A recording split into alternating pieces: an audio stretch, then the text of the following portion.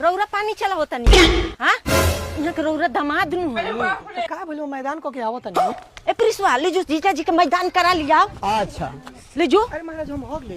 अरे लुटवा चंपा देता सर चले जीजा जी मैदान करवा लिए ले जो प्रिंसवा ये जो ये चल जीजा जी के मैदान करवा लिए जाओ अरे रे टकली चल जीजा जी के मैदान करवा ले रे प्रियो चल जीजा जी के मैदान करवा ले ये क्या है रे आदि तो चल जीजा जी के मैदान करवा ले रे पहले चल जीजा जी के मैदान करवा ले चल ए सरऊ मैदान करे जाता नहीं वोट मांगे ना कि इतना लोग के लिए जाता रहो का जीजा जी वो ससुरारी में होगे जतनी रो के अकेले के न छोड़ देम सर रे खुद चल जीजा जी के आकाश करवा लिया जाओ ए ये दादी जतनी जीजा जी के पैखाना करवा लिया है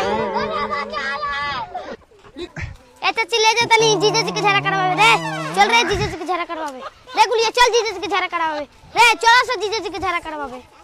ए ये ले जतन जीजा जी के मैदान करवा ए ये ले जतन जीजा जी के मैदान करवा